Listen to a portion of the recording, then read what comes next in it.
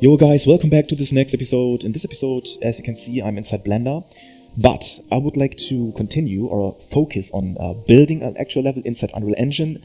And then when we build the level and we set up all the materials and then we make this room, as you can see. So this is basically like the safe room. It has a locker, it has the storage. I'm about to show you in a second, but it has a storage, it has a typewriter, so we can save the game inside the room.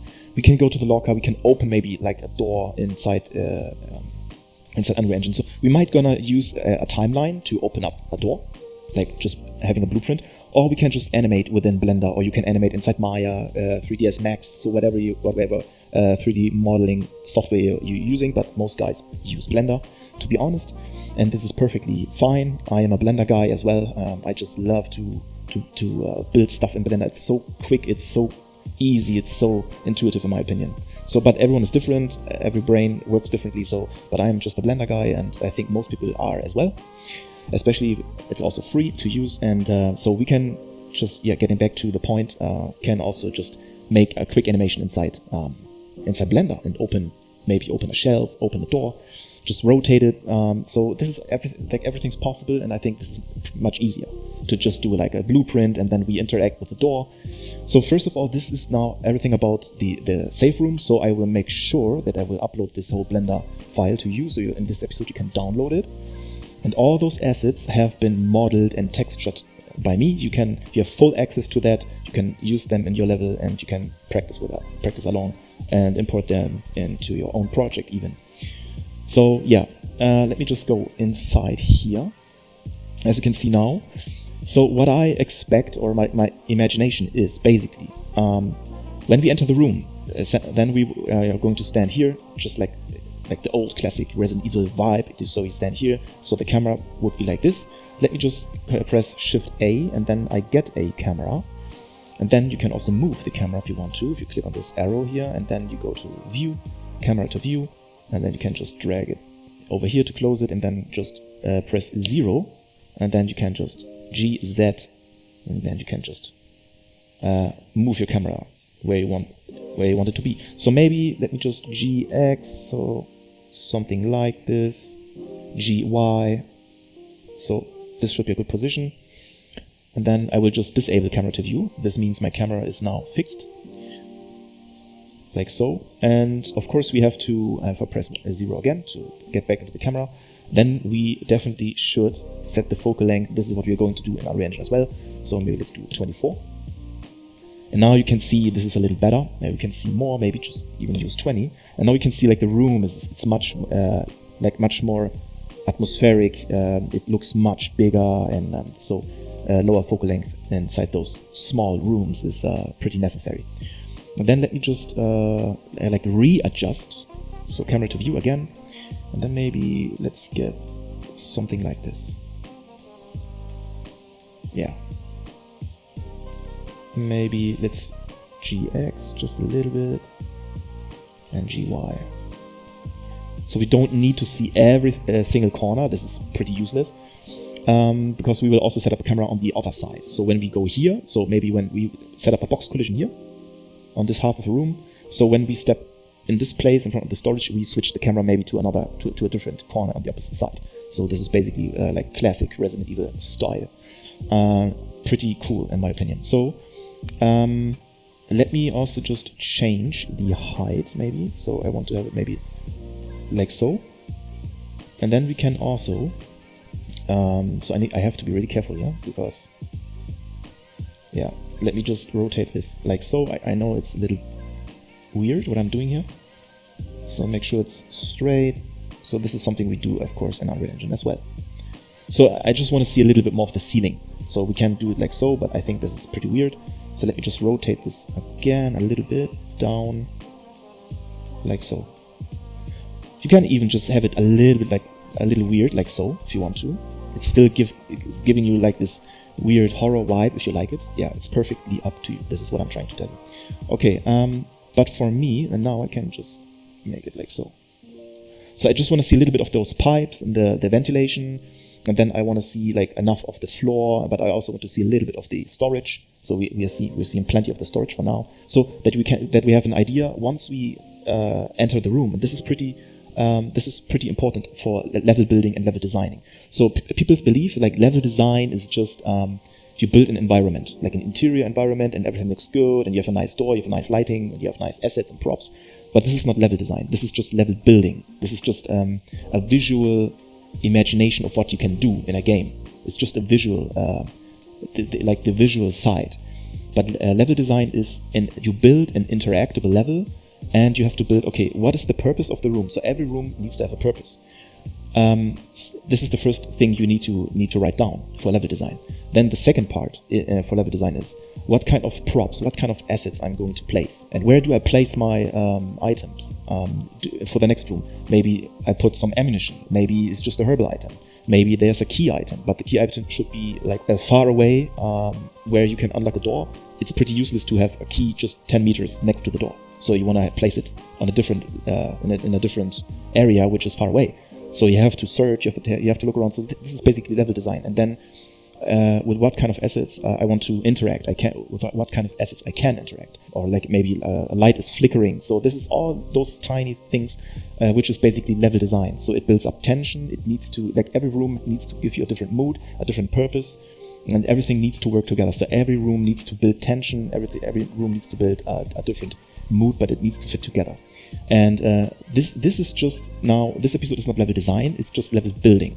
Okay, this is just getting all our assets, which are now modeled and textured, and they are already placed. So this is the good thing, it's already placed. This episode is just level building. Then we apply all the materials and do lighting, setting up the mood, so the lighting and everything, and the materials. And then the next episode would be the level design. So we have collision for everything, proper collision. The lighting is working properly with our character. The lighting is working properly with different materials, like metal is more reflective, like non-metal assets. So everything needs to work together. Maybe then we can open up, we can save. So when we go to the typewriter, we can save the game. Then we can pick up ammunition inside the locker, or maybe a herbal item. We can use the storage. Maybe I will create also a lock. This is just my imagination. Maybe we have time in the end. And put the lock to one of those lockers, and then we can interact with the lock, and we can maybe set up a code. So then you have to spin the numbers and find the right code. So maybe you need to find a document, and maybe there's like a hint. So what kind of code you can unlock, and then you find maybe like magnum ammunition, like really strong ammunition. So these are all things you have to consider. This is just building now, and then we take care of the lighting and the visual appeal, that everything looks warm but still dark and still nasty, but everything fits together still. And then, as I told you before, the final part is like the level design, which means we interact with our character inside the level. We can walk around, everything makes sense, the item we pick up makes sense, the information we gather makes sense, and everything is building up slowly. And this is called actually level design. Okay, so what I'm about to show you now is how to prepare everything for Unreal Engine. So you have this file, you can just open that one up. Okay, so let me just Control S to save it. So this is now the stuff you have. All the models are ready. You can see it's all modeled. The textures are all ready to go, and I textured everything in Substance Painter. So there's a couple. Those are assets over here. You have boxes. Let me just move my camera. So I have a couple of cardboard boxes here, and I have a console table and a tablecloth. These assets, this one, and the console table, and also the typewriter. As you can see, consisting of several parts. As I told you before in the previous episodes, I like to have several parts because I want to have this metal, I want to have this some kind of like paint, this of course the paper. So this is why I don't like to use many different masks in one material. I like to have separate materials for everything, and then a smaller resolution instead. Then some scatter assets. So this is just example. I just created like just small like cigarette stumps, and here you have some newspaper stuff. This is all ready. But some of those assets are a part of my Fallout Interior Environmental Asset Pack, which you can buy on Fab. So the console table you're about to see, the tablecloth, the cardboard boxes, the typewriter, and I believe, and the door with the door frame. This is also part of my Fallout 60s Fallout Interior Asset Pack, Environmental Asset Pack. So this is where I could save some time. But everything else I just modeled a couple of days ago. So I completely modeled the lockers, as you could see in the previous episode. I modeled the storage, of course. Then I quickly modeled the electrical box. I get some curve modifier here to just simulate some cable. going up. Try to make this like realistic or at least a little bit convincing. Then ceiling is always a problem. People don't focus on ceiling. Ceiling is actually way more complex. So this is why you need to have some pipes, because we are like in a basement. As you can see, I have no window here, so I did that on purpose because I want to have. You can have a window if you want to, but this is just more like a basement vibe in this area here. So I decided for myself the safe room should not have exterior lighting coming in, having a window here. You can do that if you want to, but I completely, in this room, in this environment, I completely rely on a lamp. So we will just have a cone and just light up this whole room and make it really interesting.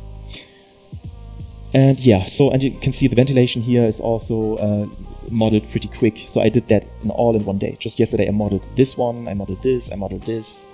I just quickly modeled this this metal chair, like this, yeah, pretty old, rusty, cheap metal chair. And this is some kind of like abandoned metal desk or table. Okay, and you remember in the previous episodes we did a texture inside Quixel. I completely removed this texture and I made a new one inside Substance, how's it called? Sampler, 3D Sampler, which is a pretty amazing software. If you want to have some kind of tiled floor and looks much more convincing. I just didn't like this old concrete, this placed concrete with some puddle, and I just didn't like it. It is going to look like if we are in a cave. If you're like just inside or maybe like an old bunker which is like 200 years old or 100 years old. So I couldn't rely on that. So I was like, no, this is not going to work. This is why I completely changed the texture, and you have it. You're going to have it as well. So no worries for that.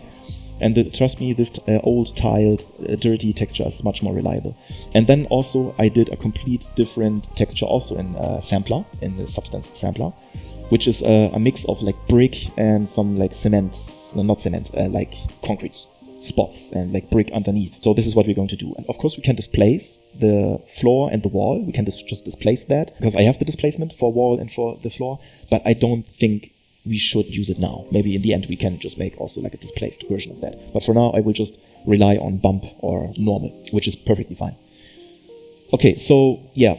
So what we need to do now, let's finally continue, like a lot of talking here. So what we need to do basically is, for every single asset, everything is already prepared for you. Everything is already prepared. But I'm just telling you, if you're using Maya, 3ds Max or Blender in this case, I mean, this is all the same stuff. You always have like a pivot. If you click on this share, for example, I have two parts consisting of the share. What I did, I just created a collection. So you can right click. This is also something you can do in a different modeling software. You can just create a folder or a collection. In Blender, it's called collection. I just called mine share, and then I put this part inside, and of course this part where you can sit. I can put this one. So I just organized everything because many assets, as you can see, the skirting board here is just one mesh because for me it's just abandoned wood, like old abandoned dirty wood. So this is perfectly fine to have just one mesh. I wanted to have like a different metal material for the legs, and I wanted to have like something different. Sometimes I'm just completely lost here. And I wanted to have some like different style of painted metal on the top. So this is why I saved myself some headache and just have two parts. And also this is in the table collection, table legs and tabletop. And so I can just continue with everything. It's all the same. So for the storage, you can see the storage is consisting of 5 different meshes. So here, storage. So you have the box, you have the handle, you have the lock, you have those screws, and you have the top. Okay. So what you need to do, because we want to drag and drop, so when we export everything, I did export all models already, but I will show you. What we do in Unreal Engine, you can build the level in Unreal Engine, you can just place your assets and rotate them, scale them accordingly, you can do that. But I prefer, and this is like what most 3D artists also in the industry do, they don't really build the level inside the engine. In some cases, yes, they do, like if it's exterior stuff, you need to know the real dimension. So, okay, so how many square meters is that? So how many meters is this and that? So you already need to know the real dimension. Then the next step is, okay, how high should be the wall? When it's going to, like, okay, where is the ceiling? So what height should be the ceiling? How big is the character? So the door must fit, all right? So everything needs to, this is where you start working with the dimensions and the measurements.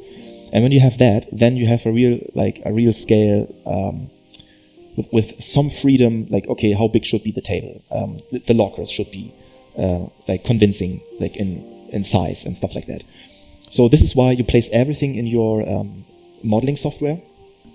Have the right scale, everything is snapped, so the table is everything is put correctly. If I just press 1, and then let me go into the X-ray so you can see everything is perfect here. All right? So you can see everything is already placed perfectly, and the walls, the corners are snapped. Everything is good. So, and now what we can do with this is when we export everything, we can just get all our meshes in Unreal Engine and drag it at the same time. We just drag it inside Unreal Engine, and everything is placed exactly like we have here. And how is that possible? Before you export your meshes for your game engine to actually place it inside your level, you need to do the following. Every mesh has like a pivot point. So if I click on this chair, you can see this orange dot. This is pretty important to understand. In this project, everything is already organized, but I still want to tell you when you have your own assets, when you build your own levels, of course. When I click on this part here, and I go into edit mode, I press A or just select everything, and then I make sure that I have this command, Shift S, cursor to selected. This is pretty important, cursor to selected.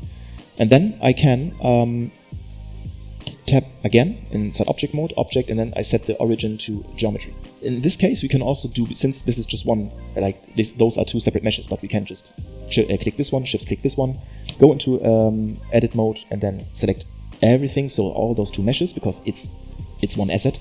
And then we can do the same thing, just shift S, cursor to selected, tap, and then we go object, set origin, the origin to 3D cursor. And then we can basically just shift S and then cursor to world origin again. So this is pretty important that you do this for every single asset. So now I have this for my chair, and if I click on this, how's it called? Object properties, you can see rotation and scale is all set. It has all been reset.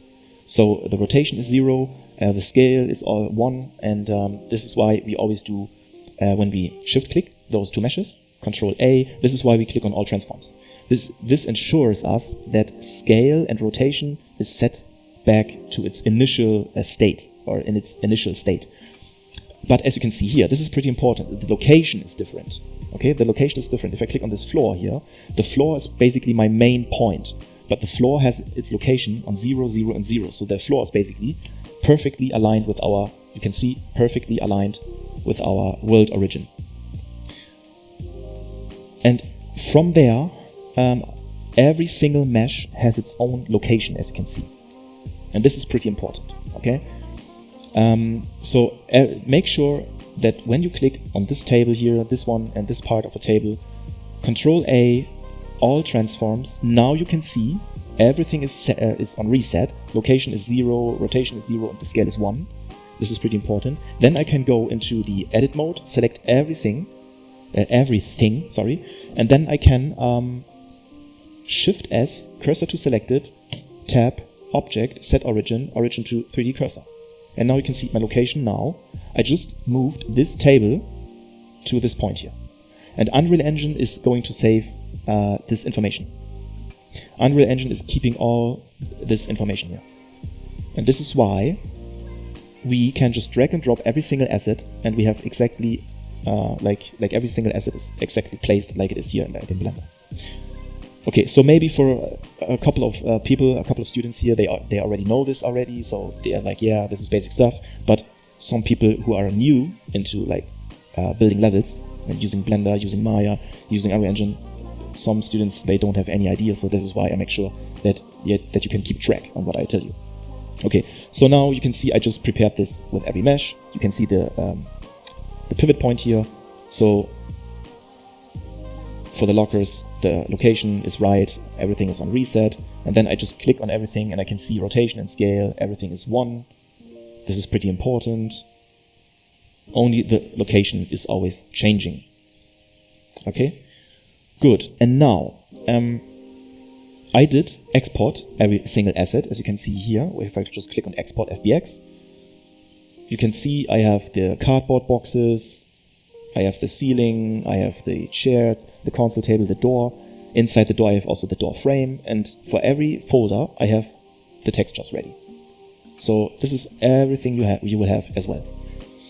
Good. So now I think we can go over to Unreal Engine and just put everything inside and create a new level. Yeah. So just make sure when you export, for example, when we go to the table, just make sure when you export an asset, you click on the whole asset.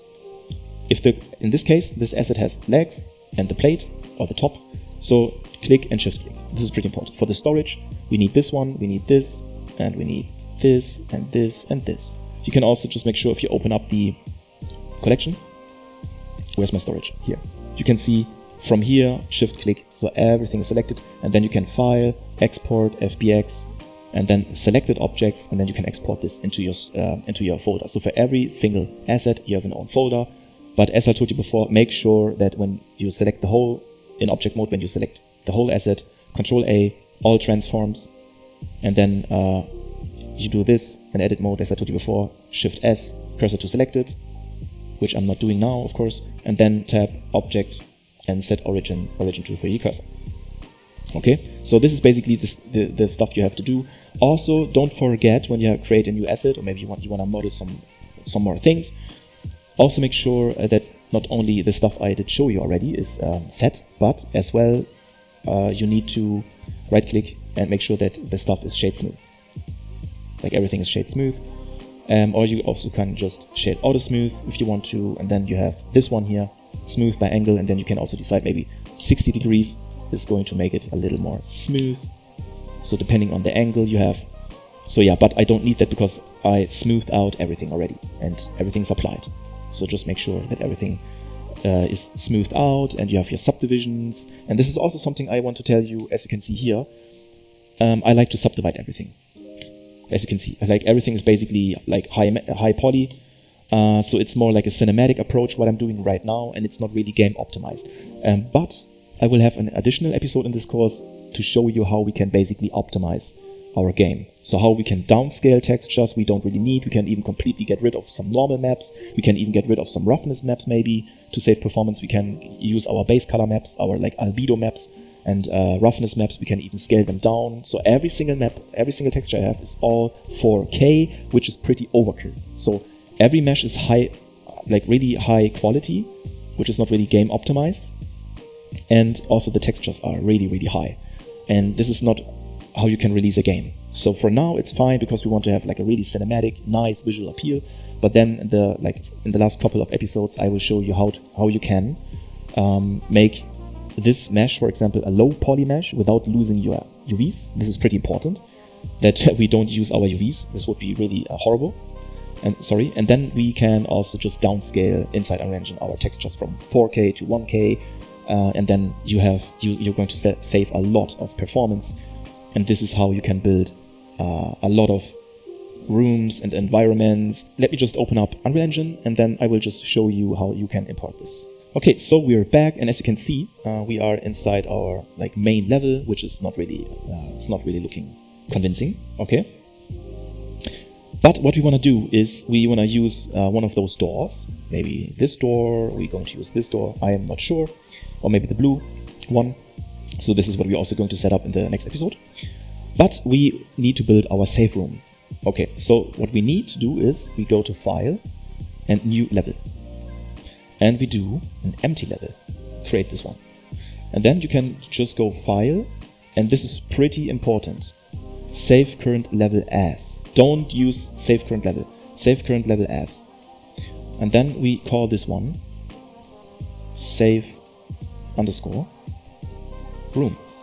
And let me check, where did I put my level prototyping? Third person maps. So in this case, if you have my project here, or you just follow along, we have third person and maps, and we do a separate. So please do not override the third person map. Don't do that, please. Okay, just save the save room. You can also use. We can also delete the map _02. We don't need it anymore. But we will do this later. So just do save room here inside this folder and save. And now, what we can do is we get to unlit. So make sure we have no lighting, because we have no lighting anyway. And then what we can do inside our content drawer here, let's do another folder, and we call this one level, and then we do new folder. So you're going to have many levels for your game, and this one is safe room 1. Okay, so you're gonna have maybe a safe room 1, then later you're gonna have, of course, like a safe room 2. So this is why. And now I will just go into my exports, safe room. And what we need to do is first, so I will just fast forward this. I will just drag the cardboard boxes here. Textures, no. Materials, no. Of course, no skeleton mesh, of course. And don't play with like the scale and stuff like that. It's all perfect for us now. And then just import. Okay, and I will just do this for everything. So let me fast forward this.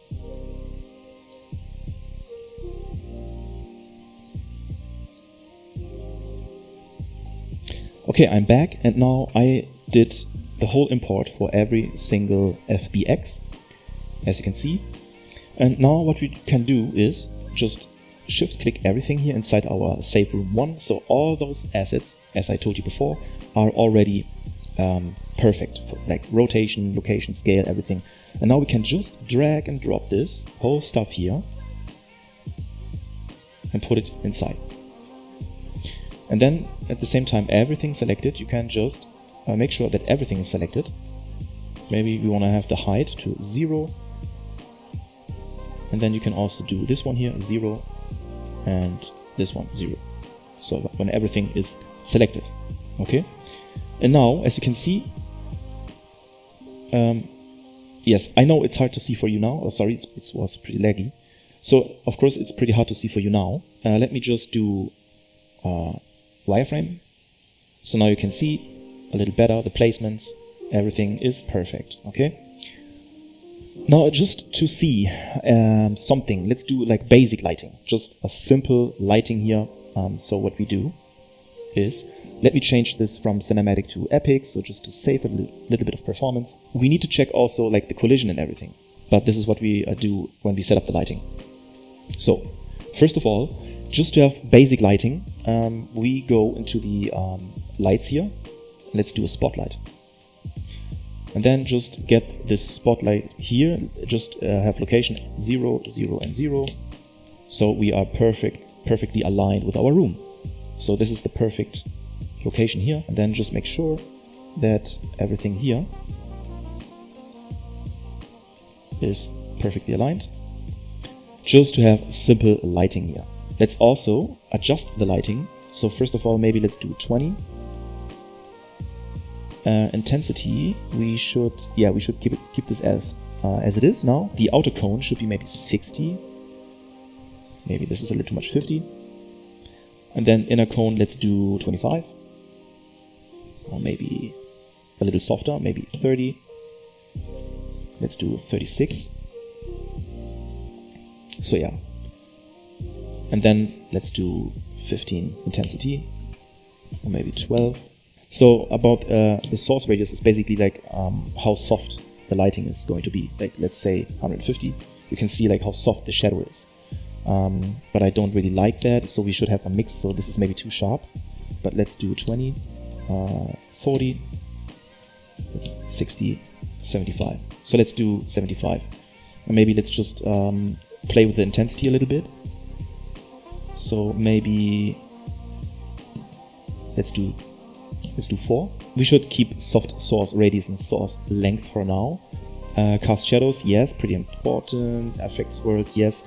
Indirect lighting intensity, so this is also something you need to increase, of course. This is probably too much, but you should have maybe 4. Scattering intensity, you can just increase this a little bit. I mean, this is necessary when you have height fog and stuff like that. So, and then we can just decrease maybe to 1, 0.0, let's do 0.4, 0.3, and then let's do indirect lighting intensity, maybe 8, maybe 12, 16. Okay. This is not a perfect lighting. This is just to get an idea to see what's going on, as you can see now, just to see what's going on. How to use the spotlight with like base settings, basic stuff. We need to make sure, since now we're doing some basic lighting here, we need to check our project settings, and inside the project settings, search for lumen, and then make sure that you are using lumen for the GI. So the global illumination method is lumen, reflection method is lumen, and we want to use ray tracing when available, yes. And you can also use detail tracing instead of global tracing. So this is more processing power we need, but still we have some better lighting. Then also let's do search for ray tracing, and let's do ray traced shadows. Because for this room I want to use ray tracing. The lumen shadows, they can be really like flickery and noisy and stuff like that. And so yeah, just make sure that you have that you check this project settings. Okay. Then we should definitely use a post-process volume, was visual effects, and then you go to the post-process volume, and also make sure that this one is here 0, 0, and 0, and on location. And if you press the G, you can see this is the post-process volume. What you can do basically is just scale it so the whole room is affected. Or what you can do as well is you can just type in here, this is what most people do, infinite extent unbound. You can also click that if you want to. Then you don't need to scale up this box, because infinite extent means everything, like the whole level is affected by those settings we are basically now adjusting inside our post-process volume. So what you can do here, exposure is something you always need to adjust. So let's do the min and max EV. Let's do 8, and this one 8 as well. This is something I always do. So now let's go back to the spotlight, and then we can set this one back to, let's do 300, let's do 600, let's do 1000, let's do 2000, let's do 2400, maybe even a little more. Okay, 3600 is fine. And then you can see the reason why we are using the min and max on 8 is because the EV min and max, we are just making sure that our light is not changing. Sometimes it's getting bright, sometimes it's getting darker, depending on where you go. Maybe you go into a house, now everything is lighting up. Then you go outside, but everything is not now really, really bright, so it needs to, so the exposure goes down. So it's the lighting, like the exposure is always dynamic. So this is why we're using a post-process volume. And when you have the min and max to a fixed amount, so you don't need to use 8. You can also do, of course, just do 1 and 1. But then you can see, of course, it's really, really bright. But I always like to use 8, so I have more control over my spotlight. But of course, the intensity, the amount, the intensity, of course, depends on the value you have here on min and max. So min and max of 8, of course, you have to use a lot more of your intensity here. Okay, so but now, as we can see, we don't have really, there's no really like noisy shadow. Everything is quite alright for now. Good. And now let's go back to the post-process volume. And then let's do all that stuff we will adjust when we have textures. So I will just show you how to make your materials pretty quick. And then this will be your homework, by the way, that you create. For every asset, you create your materials and you assign the materials. This is a nice homework for you to do. So I will just show you one example, or maybe 2 examples. So, and then in the next episode, we will just take care of like tweaking a little bit more the textures, the color grading, the shadows, and all that stuff. Okay, so we're not wasting time for this now. But what we should do in this room is we should have cameras. So we set up cameras, right? We have our first camera. Let's do this one. As you can see here in Unreal Engine, even if I drag out the camera and we are like, the reason why we can see through the wall is because the shading, we have just one side of the shading. We can change that. We don't need to, actually. So this gives us more freedom for the wall. We can just leave it like so. This means you only see the textures from this side. So this is called backface culling, and yeah, we can just leave it. You can also just remove this effect and have shading on both sides of this plane. This is something we can do in your materials. You click on the cine camera. You can also just get this current focal length and maybe put this to 20. Okay, this is also something you should do because it's a small room, and then you can just do it like so. So now for the BP camera, let's also get a trigger box. Let's press G so you can see the trigger. And this should be our starting camera, right? First, let's put it here. So it's going to cover the whole room. And also, maybe I want to have the size of something maybe like so. Yeah, let's do like so. And then let's scale here on the y-axis. So it also covers the whole room. Yeah, something like this. And as I told you before on the second episode, you might remember the third episode, when we set up our cameras early during this course. The camera trigger, when we click on this camera trigger here, the box collision, we want to make sure, first of all, that this one is called the default camera. So the BP camera here, on this side, we search for actor has tag, and we click on the plus, and this one is called default camera. Because if you look inside the blueprint, let's search, let's open up the BP camera blueprint. So on event begin play, so once we enter the room, once we're using the door, we enter this room, we have this function, this event, and this event has a function called fset starting camera. And we search for the camera, so the camera here is self. Actor has tag, if it has default camera, so it's exactly like so. So the typing is pretty important, capital letters and stuff like that. And we do know, oh yes, this particular camera we did set up, we did a tag default camera. Just for you, again, to understand the starting camera. When we now have a second camera, let's just do, so for this first camera, which is our starting camera, you can see here at the bottom, this would be our game. So this is how the game is going to look when we enter the room. But, yeah, because we are colliding with this box, okay, so this is why we also need a player start. So let's get a player start. And then for the player start, let's just do 0, 0, and 0 on the location. Of course, we should put it here. And if you have this called bad size, this just means make sure that you have enough space, okay? So just drag it up a little bit. You need to have a little bit of space. And then make sure that the x-axis, so the red one, the red arrow here, is set like so. And we just stand here, okay? So, alright. And then we can also define later, but this is something we do later, okay? So we also need to define the name. So Unreal Engine is going to, like Unreal Engine knows, okay, so this one has a tag as well. And then when we go through the door, it has the same tag with the player start. So we did set up all the logic, so don't be scared. We just need to find the right text.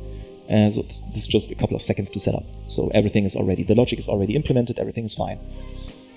So, but now this is just for you to understand. But now we want to have a second camera. So once we move towards the storage, for example, or we go here, we want to save maybe, or go to the storage. This means once we cross this line, we want to have, let's click on this box collision. Okay, let me just click here. And then just Alt and Shift. Not Shift, Alt, drag, sorry for that. Alt, drag, like so. And then we can make it smaller. Make sure they are not really overlapping, and then you can just do like so. Okay? That means once we are colliding with this second camera trigger, then we get a second camera. So let's also just copy this one. Alt and then just drag. So now we have the second camera. And let's just drag this over here just to see what's going on. And let's move this camera inside. Just place it where you want to have it. Maybe let's do like so.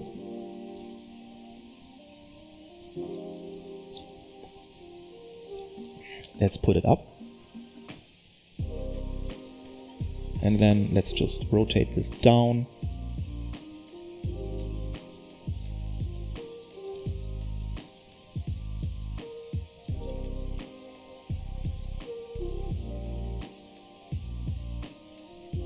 So yeah, as you can see, I'm taking my time here. This camera here needs to be linked to this first box collision. So let's click on the BP camera trigger here, the first one. Then we have this BP camera here, so this is our variable. Did instance is editable, so we can just click. And then let's pick the camera here, this one, the BP camera.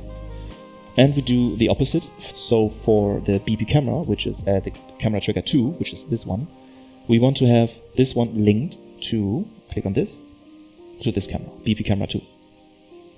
Okay. But make sure that when you click on the second camera here, that we remove the tag. Okay, we need to remove this tag because this is going to be our starting camera. So when we enter the room, this is going to be our starting camera. And then when we just collide with the second box collision, then we will have this view. Okay, so let's go back into the BP camera and let's change the cine camera focal length to 12.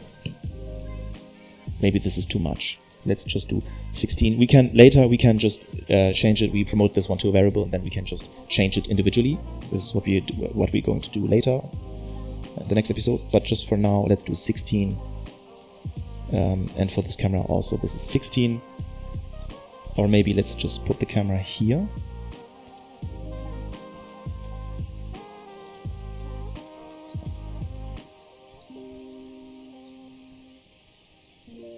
Yeah, I think this is a much better approach here.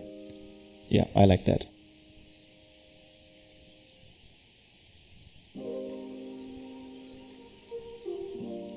Okay, sweet.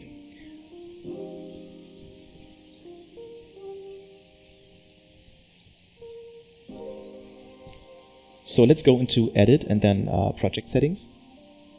Let's go to maps and modes.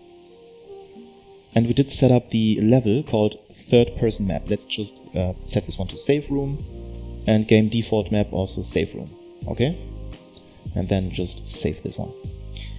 And then let's also make sure to see the collision here. Otherwise we are maybe going to just fall down. So our plane here, when you click on this, you can go here, use this binoculars here, and then you find the floor and you can click on this one. Let's go into collision, just type in collision. Collision complexity, use complex collision as simple. And then you can just remove the collision. Yeah, just make sure that you have complex collision as simple here under collision complexity. And then save. And now you can see once you change this to complex collision as simple, you're going to have this kind of collision. So in this case, this is pretty simple because this is just one face, pretty simple stuff. So remove collision means we just remove the simple collision, but the complex will is still going to be available for us.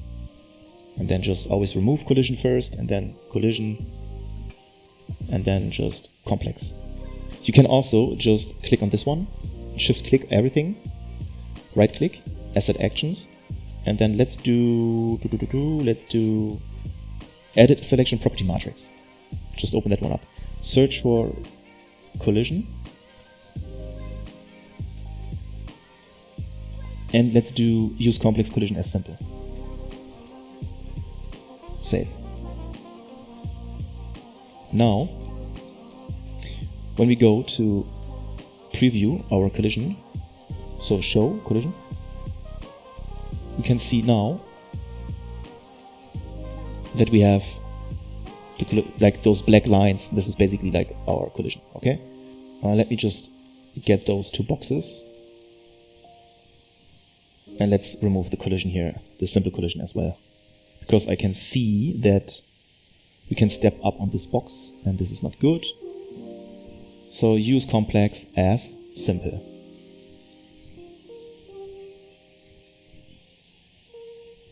Okay, and also let's decrease the lighting. Because I think this is too strong.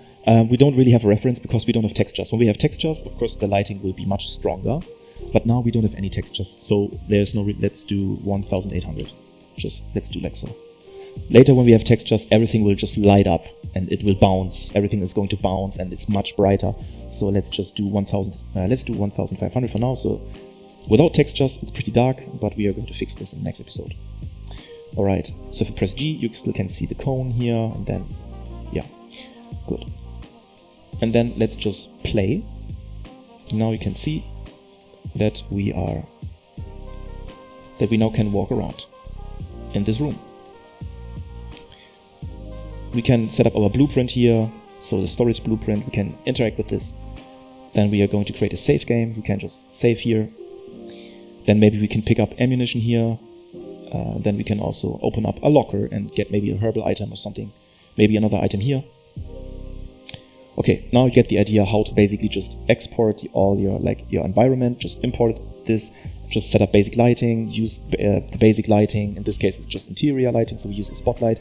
And then you can set up the post-process volume. Now you can see the collision is working, so now we can interact, or we are ready to interact and move around without any issues. The scale is right, as you can see already, so we don't need to scale and place every single mesh. We don't need to do that. So this is pretty cool. Before I end this episode, let's just quickly change the min and max from 8 to the metering mode. This is also a strategy you can use. Set the metering mode to manual. Disable min and max EV. From manual, just do an exposure compensation of 8, and then you can use the spotlight and just decrease it maybe to 300, maybe even 100. And let's just try that. And I just changed the intention radius to 500, intensity to 70. Inner cone 36, outer cone 50, so this is just basic stuff. Let's do indirect lighting, let's do 4.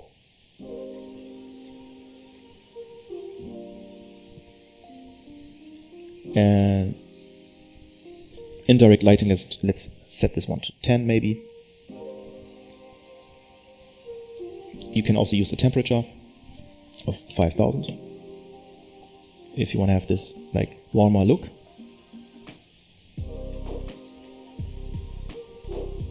Okay.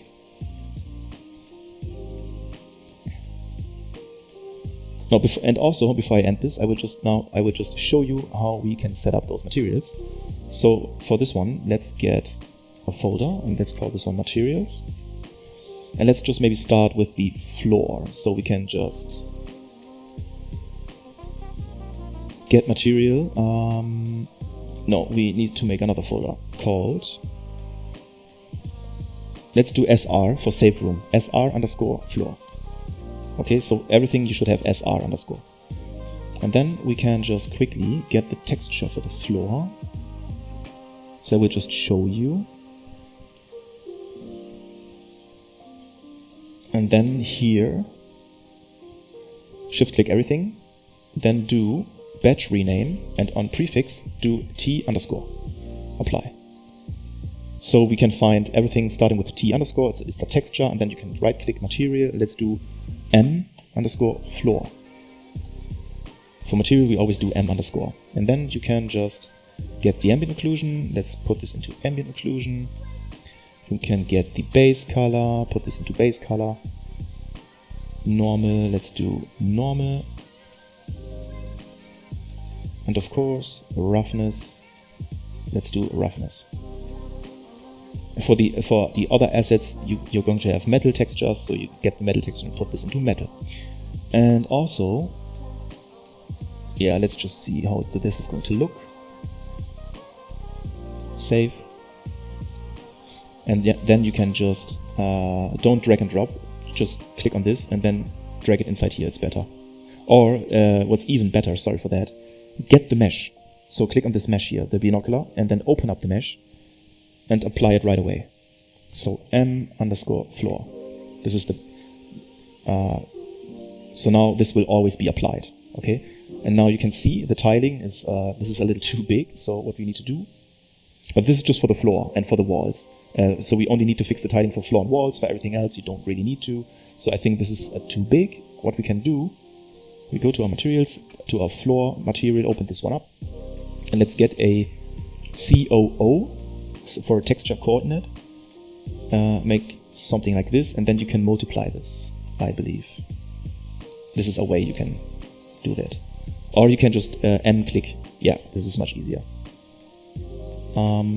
Yeah, so we multiply this value, which is A, so our tiling, we multiply this by 2, I believe. Yes, now you can see it's double. So now the tiles are half the size.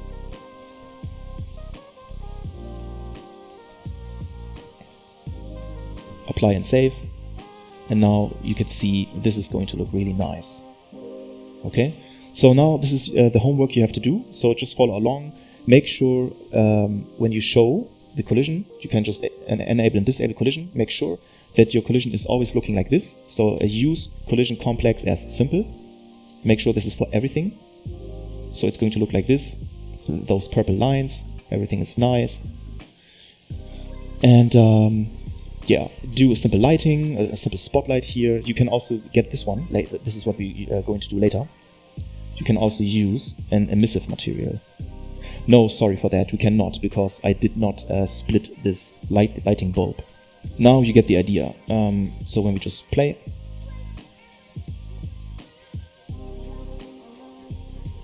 you can now see this floor looks quite nice. And now just set up all the materials you have now for the storage, for the chair, the table, the walls and everything. So you have quite a lot of stuff to do. I will do this also, apply all the materials, and then in the next episode we will just continue to fix the lighting, make it look more cinematic. We're also going to fix the lighting for the character, because as you can see she's glowing up. This is not really correct. I realized we had some problems with the character. So the textures were like really bright and glowing up, not really working. Since we did change a couple of things. When you go to project settings, type in visual texture streaming. We just type in visual texture and enable visual texture support, and then just restart. And then when we change again to maps and modes, and let me get the save room as our default, start up, and when we play, so this is default, and then we can open up the third person folder, maps, open up the save room, and then we can just press play. Now you can see everything is alright. And now you can see once you restart with visual texture streaming support enabled, you can see everything looks nice. Character now looks good. And yeah. So as I told you already several times, just make sure that you apply all materials, just import all the materials, set everything up, play with the lighting, try to make it look beautiful. And then in the next episode I will have all the materials applied. Once we have all textures loaded, we will do more lighting, some tweaks, and then we are going to implement the storage function, and we are also implementing the save. Alright, thank you, and see you in the next episode.